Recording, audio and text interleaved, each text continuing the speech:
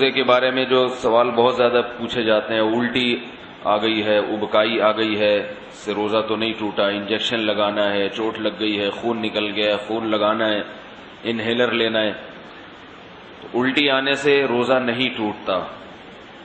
الٹی آنے سے روزہ اس وقت ٹوٹے گا جب دو شرطیں پائی جائیں گی۔ ایک یہ کہ الٹی منہ بھر کر ہو بہت زیادہ، اور منہ بھر کر الٹی ہوئی اور آپ نے اس کو نگل لیا، تو نگلنے سے روزہ ٹوٹ جائے گا۔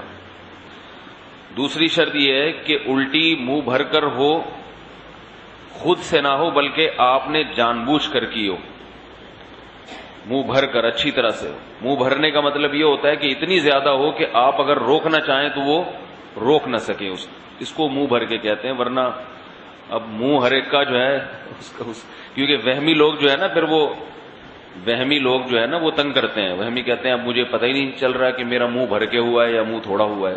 تو بھائی اب منہ تو آپ کا اپنا ہے، میں تھوڑی پتہ لگا سکتا ہوں کہ آپ کا منہ بھرا ہے کہ نہیں بھرا۔ اس کا ایک فقہا نے ضابطہ بیان کیا ہے کہ اتنا کہ منہ میں روکنا اس کو ممکن نہ ہو۔ تو چھوٹی موٹی ابکائیاں آتی ہیں، چھوٹی موٹی الٹیاں آتی ہیں، یہ اگر نگل بھی لیں تو بھی روزہ نہیں ٹوٹتا۔ ابکائی آئی اور آپ واپس لے گئے تو نہیں ٹوٹتا۔ تو منہ بھر کر ہو اور آپ اس کو نگل لیں، یا نگلیں تو نہیں لیکن وہ منہ بھر کے خود سے نہیں ہوئی بلکہ آپ نے حلق میں انگلی ڈال کے قے کی ہے۔ تو عام طور پر ایسا کوئی کرتا نہیں ہے روزے میں، اس لیے اس کو اتنا بیان کرنے کی ضرورت بھی پیش نہیں آتی۔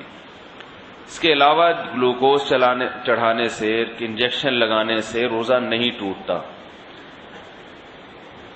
روزہ ٹوٹتا ہے کھانے پینے کے، ناک کے راستے یا منہ کے راستے کوئی چیز پیٹ کے اندر جائے، یا مقعد کے راستے کوئی چیز پیٹ کے اندر جائے۔ آنکھ میں دوا ڈالنے سے روزہ نہیں ٹوٹتا، خوشبو لگانے سے روزہ نہیں ٹوٹتا، خوشبو سونگھنے سے روزہ نہیں ٹوٹتا ہے۔ کان میں دوا ڈالنے سے روزہ ٹوٹتا ہے یا نہیں، اس میں علماء کا اختلاف ہے۔ پہلے جو ہمارے فقہاء ہیں انہوں نے لکھا ہے کہ کان میں دوا ڈالنے سے روزہ ٹوٹ جاتا ہے۔ اس کی وجہ یہ ہے کہ ان کا یہ خیال تھا کہ کان جو ہے نا یہ دماغ تک اس کا کوئی لنک ہے، ہم جب کوئی چیز کان میں ڈالتے ہیں تو دماغ میں پہنچتی ہے وہ، لیکن بعد میں جو ڈاکٹروں کی تحقیق ہے وہ یہ کہ کان میں کچھ بھی ڈال دیں وہ دماغ تک نہیں پہنچتی، نہ پیٹ میں جائے گی وہ، نہ دماغ میں جائے گی۔ تو اس تحقیق کی وجہ سے علماء کی رائے بھی تبدیل ہوئی۔ تو ابھی ہمارے اکابر کا جو فتویٰ ہے، یعنی سارے ہی ہمارے اکابر ہیں جو اس پہ خلاف ہیں، وہ بھی ہمارے ہی ہیں، لیکن مطلب یہ کہ جو میرے اساتذہ ہیں ان کا جو فتویٰ ہے اس بارے میں وہ یہ ہے کہ روزہ نہیں ٹوٹتا کان میں دوا ڈالنے سے۔ البتہ ہمارے ہی اکابر میں بعض اس کے قائل ہیں کہ ٹوٹ جاتا ہے، تو احتیاط یہ کہ نہ دوا ڈالی جائے، اور اگر کسی نے دوا ڈال دی ہے تو بھی کچھ نہیں ہوتا، انشاءاللہ روزہ نہیں ٹوٹے گا۔ آنکھ میں دوا ڈال دی اور اس کا اثر گلے میں محسوس ہوا تو بھی روزہ نہیں ٹوٹتا، سمجھ رہے بات کو؟ تو سر میں تیل لگانے سے روزہ نہیں ٹوٹتا، احتلام ہو جانے سے، نائٹ فال ہو جانے سے روزہ نہیں ٹوٹتا۔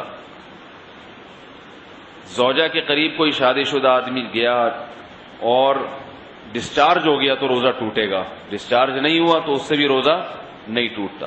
اور یاد رکھیں اگر اس نے ہم بستری کر لی تو پھر جو ہے روزہ بھی ٹوٹے گا اور 60 روزوں کا کفارہ بھی ہے اس کے اوپر۔ زوجہ سے ہم بستری بالکل حلال نہیں ہے روزے کی حالت میں، اور ویسے جان بوجھ کر روزے میں کھا لیا تو بھی روزہ ٹوٹے گا بھی، اور 60 روزوں کا کفارہ بھی ادا کرنا پڑے گا اس کو۔ تو رمضان میں کھانے کی اجازت نہیں ہے روزے کی حالت میں، روزہ ہی کیسا جس میں کھانے کی اجازت ہو، تو سزا بھی ملے گی، صرف روزہ نہیں ٹوٹے گا اس میں۔